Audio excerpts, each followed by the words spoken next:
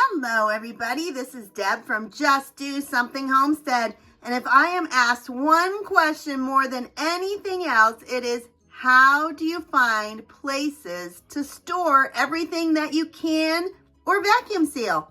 And so today that's exactly what we're going to talk about, how to store your preserved foods.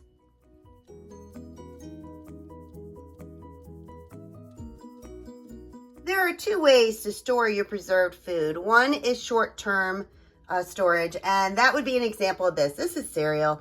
I'm going to be using this jar of cereal within the next week, and so there's no reason to put this in long-term storage. I do seal it, and in between I seal it again just to make sure moisture doesn't go in. But short-term storage is anything in my kitchen I'm going to be using within the next 6 months. The other is long-term storage. And this is where I store my foods that I am not going to be using in the next 6 months, in the next year, maybe not even for 2 or 3 years. This is stored differently. I keep this in a climate-controlled area. Right now the light's on, but typically the lights are off. It's completely dark. There are no windows. And that is for long-term storage. My long-term storage is a pantry, and I know many of you do not have the luxury of having the space for a pantry. It actually took me many years to get to this point. Up until then, I would put things in closets, under beds, any space that I had that I could put some of my preserved foods. But right now, I have a teeny tiny kitchen. In fact, sometimes I think my pantry is bigger than my kitchen. And so I can't put very much food into my kitchen.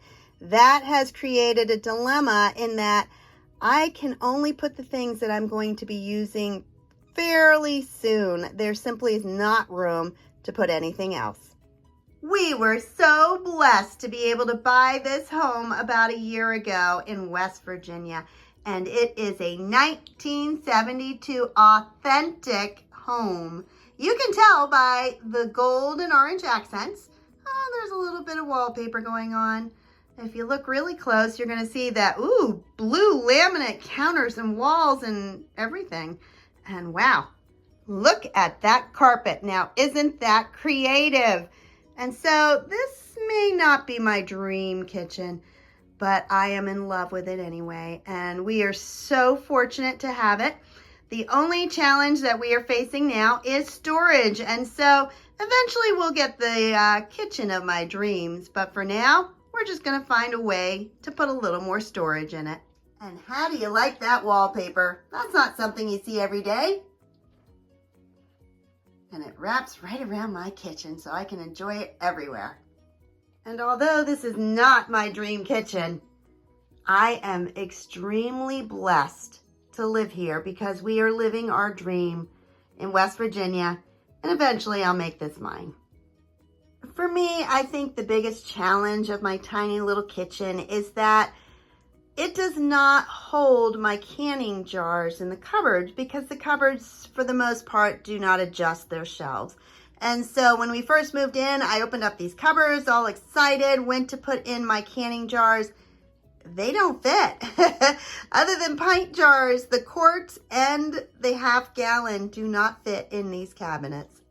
And this is an example. You know, this is a really cute idea. It's nice. You have a tiny, narrow, little cupboard, and the only thing you can put in there is cookie sheets. So that's nice, but I would have preferred a place to put my canning jars. If you are one of my subscribers, you know that I absolutely love to vacuum seal. Basically, anything that comes into my house that's a dry goods is going to get vacuum sealed. I have dozens of videos that show you exactly how to do this and why to do it. But for me, basically, anything I bring in, I can put in a jar, I can put a lid on it, seal it, and it's going to last at least twice as long. That's why I do it. And vacuum sealing is so easy.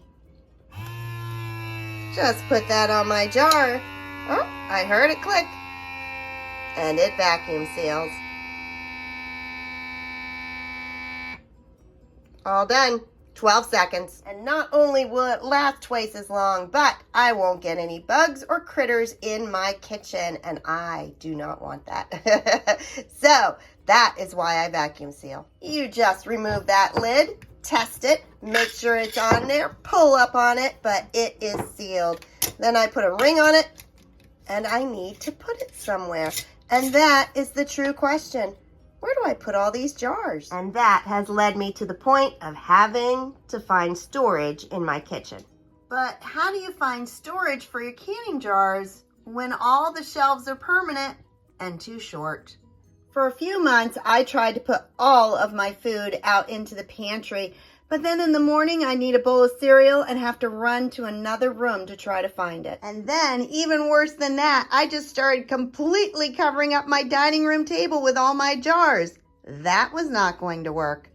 I had to have short-term storage in my kitchen so that I could easily grab it as I was cooking. And so something had to change. So today is the day I start completely overhauling what is in my cupboards.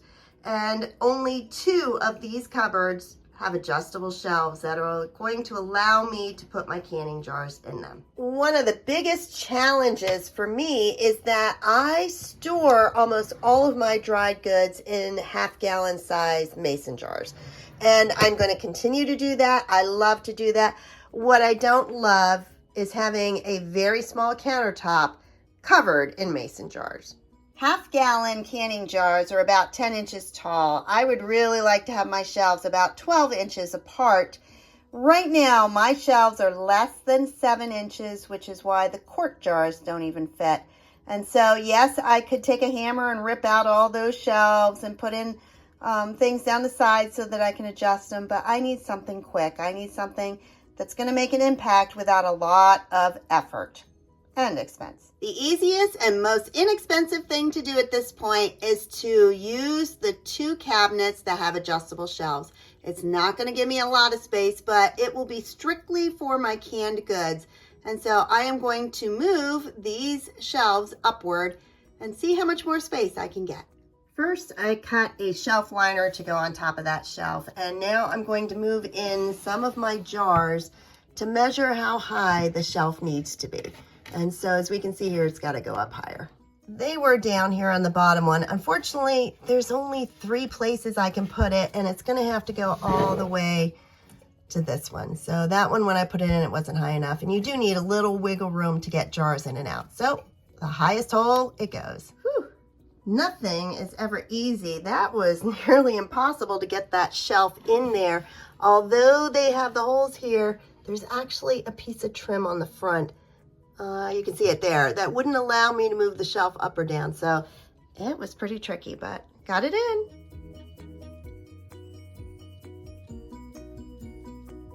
Oh, this is so much better than sitting on my countertop. And it was really not that difficult to do. Even have space on the top for some little ones. And as quick as that, I have reclaimed all of my counter space. And I did that by finding a cupboard that had adjustable shelves and putting all of my vacuum sealed jars into it. Here is the final look at my cupboard. Everything's organized, and I really like this because I can put 6 half-gallon jars on the bottom.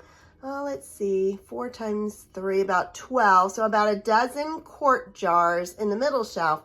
And up on the very top shelf, I can actually fit all of my pint jars. So this is going to work out so much better for us. And it may not sound like that's a lot of space for these jars, but 12 of those half-gallon jars and 24 of the quarts is huge. It's going to enable me to fit a whole lot in here just from the 2 cupboards that I had available. I had to move all of our coffee stuff into the next cupboard over, which was fine. That one does not have adjustable shelves, but everything seemed to fit in there just fine. So remember, long-term storage can be under a bed, in a closet, in a spare room, in a pantry. Just make sure that the temperatures don't get too hot in the summer and too cold in the winter. And for short-term storage, try to find a place in your kitchen. It may end up being like me where you have to rearrange, move shelves. But if you're able to have it in your kitchen, it's going to make your life so much easier. And remember, everybody, this is not my dream kitchen yet, but someday it will be. You can't do everything, but you can just do something. If you found this video helpful, please like, subscribe, and share. And you know what? Have a blessed day, everybody. It was so great to talk to you again. Bye-bye. Oh, and for all those inquiring minds, yes, the gold lights across the top of the ceiling still work. Welcome to the 70s.